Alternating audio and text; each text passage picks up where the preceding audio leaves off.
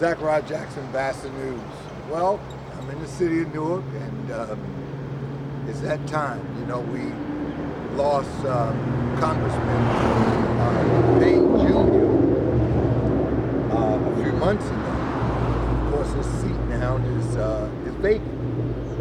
So we have a great many people that is running for office, but you know, just like anything else, people join in on things that don't mean that they are qualified.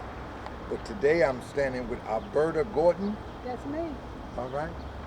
Alberta Gordon. She's qualified because she's done a lot of community work. I remember when Barack Obama was running for office, they were saying he was a community organizer. And they said it in a negative way. A lot of the Republicans said it as if though it was wrong. But isn't America built up with, it's built with, up with communities. That's what we are, we're communities. And then of course communities, cities, towns, and states, and then that of course makes the whole country. Some people just want to have just a whole country. It don't work that way. If you fly over, if you're a frequent flyer like I am, you fly over different states as you get ready to land, you see different houses and different things. Everything is made up in communities. So a person that is strong working in community, well, they can join the national stage of the country and be very effective. I'm standing with Alberta Gordon. Alberta Gordon. And from the Weekway section area in Newark? Yes. Well, South Ward? South Ward, born and bred, South Ward. You know, I've been in South Ward for all of my life. I live right here on Chancellor Avenue, just 2 blocks from Weekway High School, since I was 5 years old. My family came here in the 60s where they opened restaurants on Belmont Avenue, where they got displaced when the highway came through and moved to Springfield Avenue and Clinton Avenue. Okay. So if you ate at Tom's Chicken Shack or Belmont Seafood Restaurant, in the back in the day, you ate really well, and you ate at our family restaurant. Yes. I think I had some wings at Tom's Chicken Shack. I'm sure. So the reason I'm more than just a person who just wants to put this hat in the race. I'm not looking to build a resume. I'm looking to serve the community as I've always been serving. My life has been affected by every area of policy. Sure. My son was shot when he was 9 years old, just a block away, because he was just outside playing with some other young men, boys in his age, and some people were fighting and couldn't resolve their conflict without guns. So therefore, he was hit, ended with C3, C4 spinal cord injury that took away his childhood, really. And even then, the doctor said he wouldn't do anything. To God be the glory, he can ambulate with a cane somewhat, even though he still is at the behest of his chair. Can he walk? He can ambulate with the cane somewhat. Okay. Cane is the left side.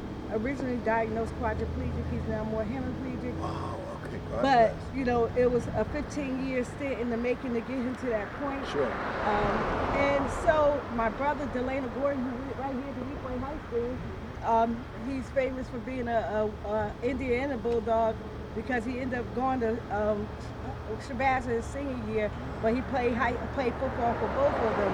So I know a lot of people know him because he and I also started Above the Rim Inc. of Newark. Okay, I heard Above the Rim. Yeah, Yes, we were, my brother died, which is another reason I'm here. He died because he had 2 cancerous nodes on his lungs that didn't get further evaluated. And we know so many times in our community, our health is at risk because we're not getting the quality health care we need. So instead of evaluating that further, insurance companies and healthcare companies sought to save money and not don't further test us for things. Sure. So until they're so bad that we can't get out of them.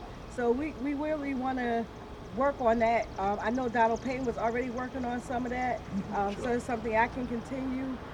He was also working on transportation infrastructure. So you were friends with him?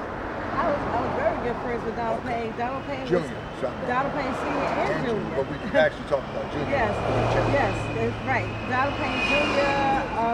Actually was Who part of succeeded his father's position. Right, and the way he was able to do that is just like now, they have went into a room and made a decision that Donald Payne Jr. would take the council chair, the council president seat, and let Ron Rice run. That was their succession plan. But then Donald Payne Sr. passed, and that changed, and nobody could see that they needed to readjust their plan. So I supported him, even when the mayor, the city council, and even our registrar didn't support him for to run for Congress. In 2012, I ran his Newark headquarters. That was the way he was able to win the entire Newark, except for Ron Rice Sr.'s district. And we know we all love Ron Rice Sr., and nobody was going to stop on his territory. I won every district in Newark, even with no support from the county committee, because they had conceded Newark and taken all the labor and support up to East Orange with Leroy Jones at the helm. So I just want to say that Congressman Payne is my good friend. Like I Sure. was at his table at the Phoenix Galas. I helped him run his campaigns. My brother and him, he came up with DMP, Donald Payne in the Paint with DMP, as part of our tournament, our yearly tournament Above the Rim. So heavily ingrained, he would come to the park and sit on the bench with the kids and get access to them. But Above the Rim came about to stem the tide of violence in the community. Sure, and it did. It did. Yeah. Great So deal. we were teaching kids how to resolve conflicts without guns, and also help them with their literacy and math through innovative programs, like teaching using sports to help them understand multiplication, division, subtraction. Sure. So these are the things we've been doing. But my reason and role in advocacy was always here as well, because when my son got shot, I got busy. Even though I was home nursing him and taking care of him, someone asked me to come down to the Dayton Street neighborhood to help seniors. I was writing letters for them because they were getting charged fees on their rent, and they said they paid their rent and they were jumping to lose their apartments. So I came down, started writing letters that was very, very active and helpful for them to remain in apartments. I've got into mortgages to get people out of subprime mortgages so they can stay in their homes, and teach them how to actually go into homes and buy mortgages that are beneficial to them. So those are some of the things I did, and they heard about it. At the time, there was a grant, the housing was doing the Choice Neighborhood Initiative grant, and they heard about all the work I was doing, and they needed community input for this grant. And they weren't able to get more than 1 or 2 people to their meetings. And they heard about my advocacy and things I was doing, and how I was able to get people to the meetings. So we were getting standing room only meetings, hundreds of people coming to the meetings talking about women, child care issues, maternal health issues, housing issues, education issues, and all these things. So I was an integral part of writing that Choice Neighborhood Initiative grant, working on the policing strategy, on the community strategy, on the job placement strategy, working to eliminate waste by having the agencies collaborate so they didn't double serve their constituents. So these are things I was already doing. Then we went to the Promise Zone grant. We created the Promise Zone grant, and at the time that Cory Booker left the city and the county kind of not speaking to each other. Well, I won't say not speaking to each other, but they weren't on the best of Same level. on the they weren't in the most cooperative terms. Sure. So one of the things I proposed when we were doing the Obama Choice Neighborhood, the Obama Promise Zone grant, was we would collaborate with the county. So I worked MOUs between the county and the city and the nonprofits like Urban League Sure. and also the institutions like Rutgers. So we all collaborated on this grant. I worked with great people like Diane Hill and. So you've been an all-around community person, Yes. in helping to structure the community for growth. Right, and just because and honestly, I didn't become a district leader until long after that.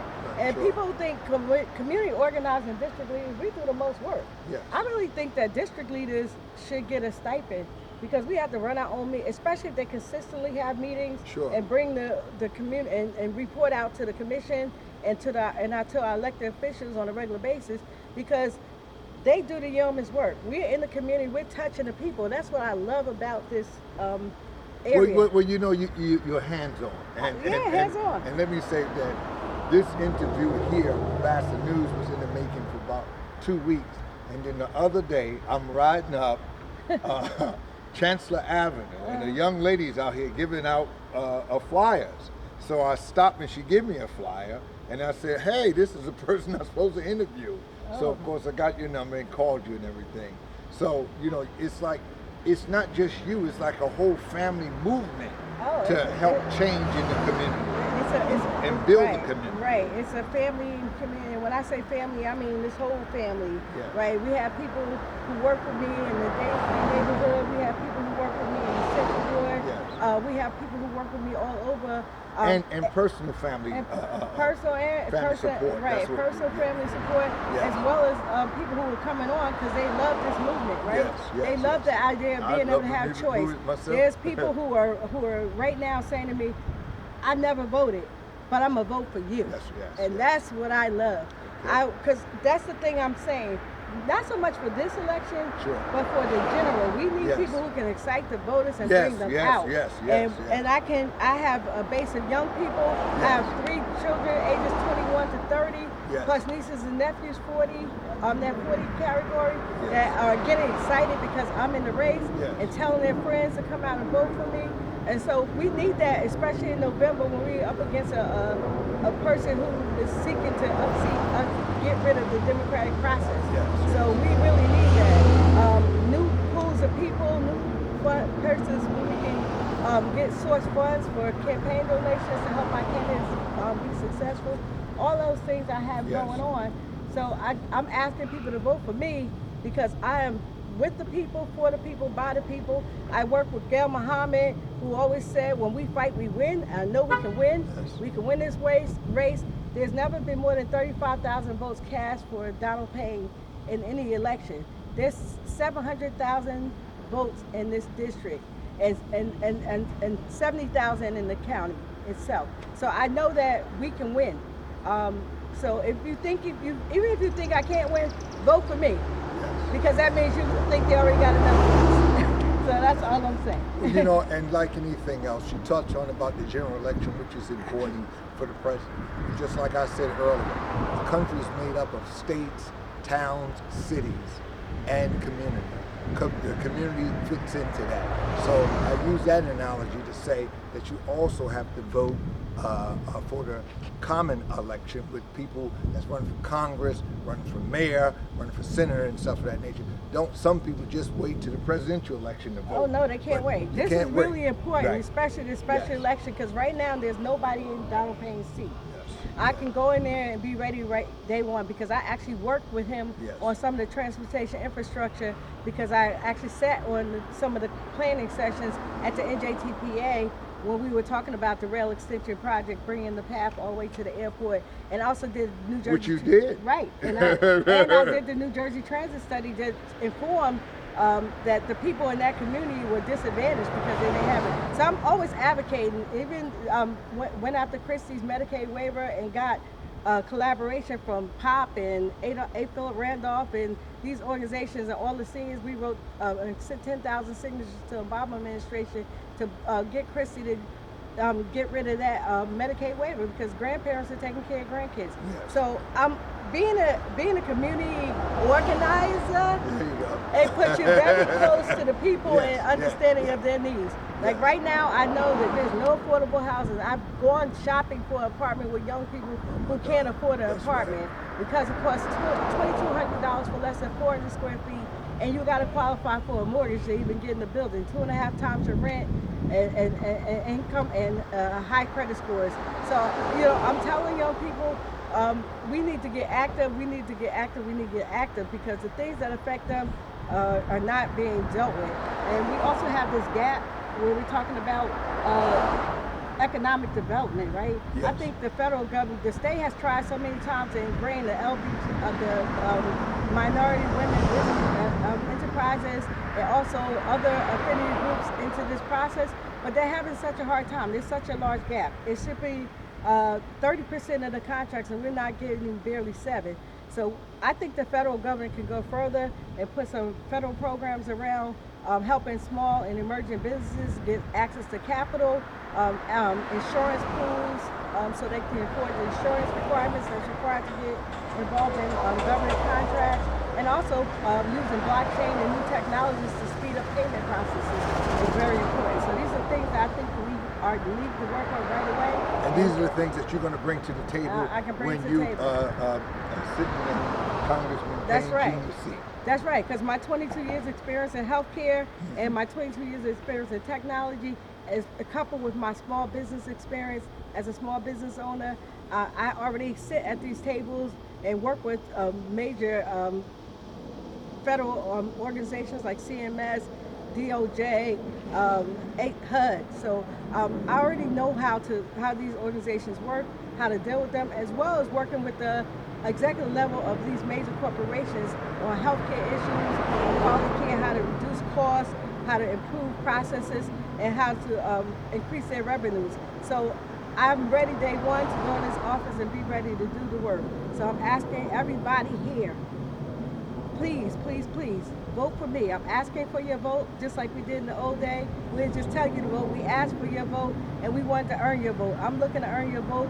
Look at my experience. You can go to gordonforcongress.com and check out who I am and learn more about me. But I tell you that we have to be thinking about people who are thinking about us, working with us, and Yes. working for us. So vote for me. A vote for me is a vote for somebody who's unbossed and unbought and can make an independent decision. What is the line? Is there a line that you wrote? Oh, yes. So in Essex County, 1B, I'm the second person in the valley.